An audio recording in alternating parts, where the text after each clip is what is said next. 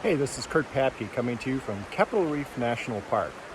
Today, we're going to do the Sulphur Creek Route, a water walk. You'll see waterfalls and rapids and beautiful slot canyon rock walls. Let's do this. Combining expert content on outdoor adventures with videography tips and tutorials.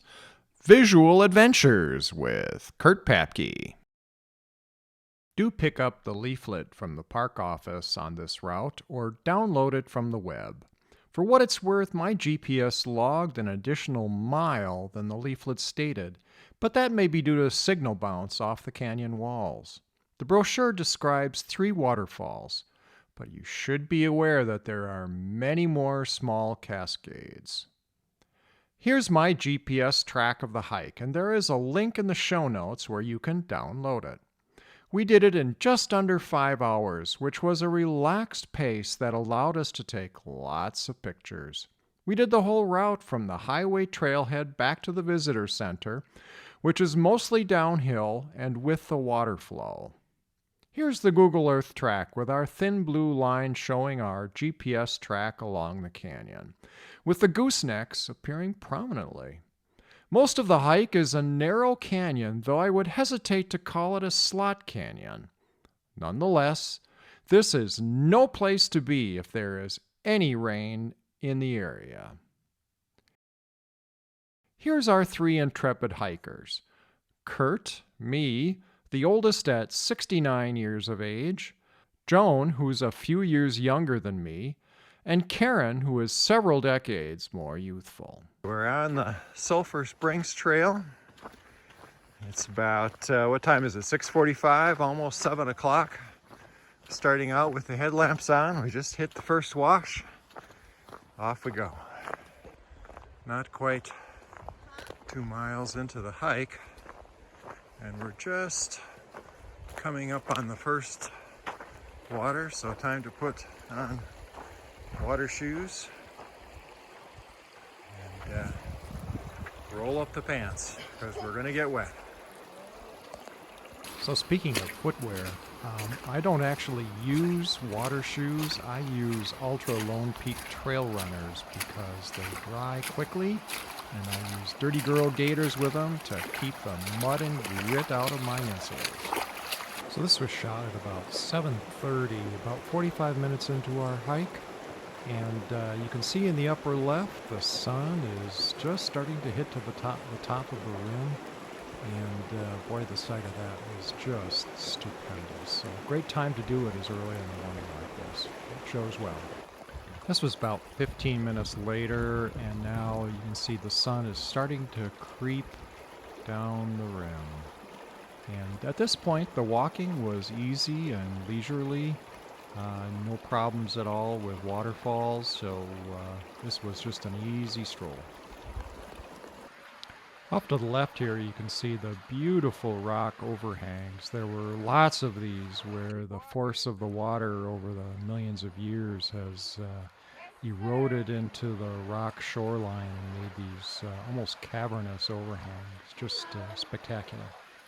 It's really hard to capture the grandeur of these high walls, especially in a landscape format video like this.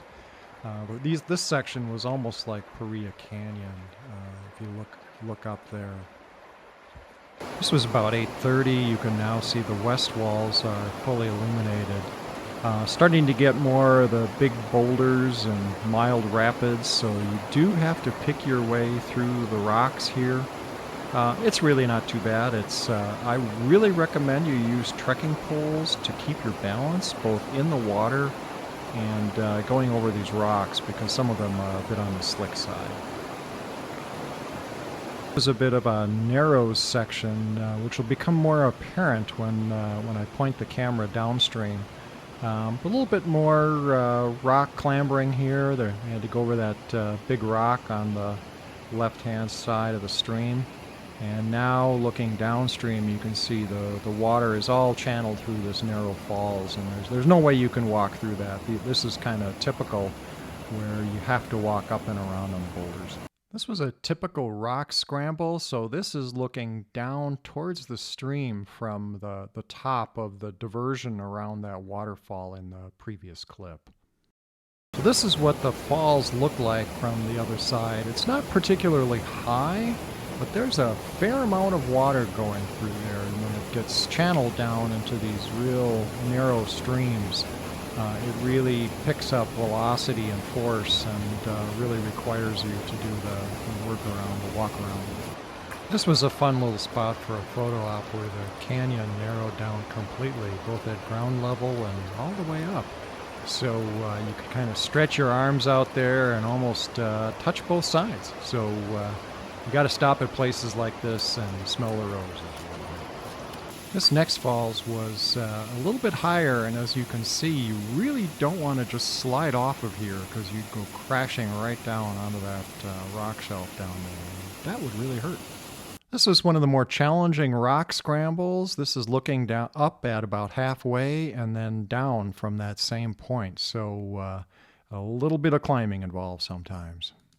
Now on the other side, looking back, you can see just how high that falls is and where we had to scramble on the left side of the frame. This is a good example of a spot where trekking poles are really handy. It's narrow enough that you're not really scrambling on the rocks. You're really constrained to stay in the water, in an area where the water is flowing pretty quickly, and the rocks are pretty slick. So do bring trekking poles with you. This hike is really not suited for people who are uncomfortable with a little rock scrambling. Although this particular scenario is not as bad as it looks. When you're up there, it looks a little scary, but it's really quite safe working around the corner there. Some of the bypasses around the waterfalls were not particularly difficult, but they were just kind of cumbersome, like this big boulder. Just getting over the top of it and sliding down the other side was just not easy to do very gracefully, but hey, all you got to do is get to the other side, right? The footing was actually good enough in this little narrow spot here where I felt comfortable walking through the water while I was filming. Hopefully it'll give you a kind of a sense of the perspective and depth and colors, because the camera's actually moving through here. So pretty little area here. So we were warned by the rangers that the water was about hip deep in some places, but I don't think it ever got over our knees, and most of the time it was mid-calf, as you're seeing here. I'm sure there were spots where it was deeper than that if you're not careful, if you go into one of the pools below the waterfalls or something like that. It's going to be a little bit deeper, but this is not, at least when we were there, the water depth was not really an issue for us. It was really perfect. It was just enough to cool us off a little bit, but not too much to be an issue. So there were a couple slide rock looking things like this, and we were really tempted to slide down on our butts, but at this point our butts were still dry, so we decided to keep it that way and just keep on trucking. So I'm not a real technical climbing guy or anything like that, so my favorite part of this hike were these wide, peaceful sections where I could just stroll along through the mud and the water and splash around a little bit and just enjoy the view. So with that, I'm going to shut up for a couple seconds here and let you experience the river the way I did.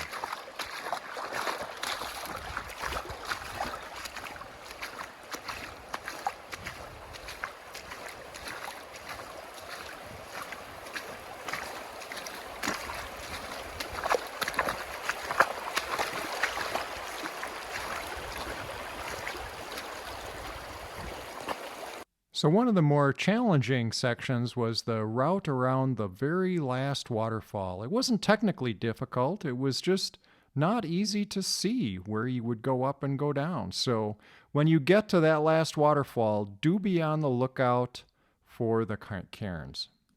So we are on the bypass footpath around that waterfall, but we are way the hell up there. Fortunately, there's good cairns along here, but I don't see a place to get down, but hopefully there will be. I guess we'll find out. So I'm photographing this from almost at the bottom looking back.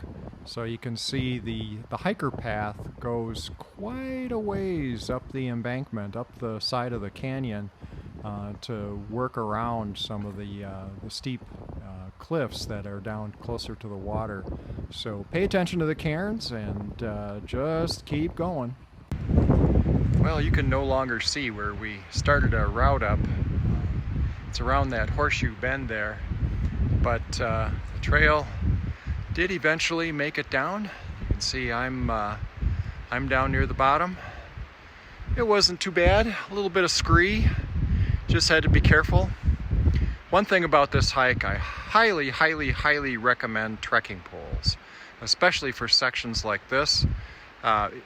The other thing is when you're walking in water or crossing the creek, it's indispensable to have a set of trekking poles with you to give you 3 points of contact with the ground at all times. So bring trekking poles and maybe a backpack to stash them in on some of these climbs, because sometimes they're more effort than they're worth, but you do what you need to do.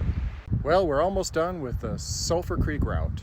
That's the visitor center right behind me down below. Just a couple more steps and we'll shuttle back to where I parked my car at the trailhead. Hope you enjoyed this video, and if you learned something or enjoyed it, please click like or subscribe below or leave me a comment. I love to get feedback from viewers. Thanks very much. Just a little side note, if you're going to depart from the visitor center, this is where you do so. You go to the right around the building, and there you pick up the trail and off you go. So one of the things you'll want to learn to do on a river hike like this is cross where it's shallow. So you look for the spot where it's wider, because where it's wider, the water has more room to spread out. As opposed to upstream there, you can see where the creek, where the Sulphur Springs River narrows, and up there is not a good place to cross. The current will be much faster, and likely the creek bed will be much deeper.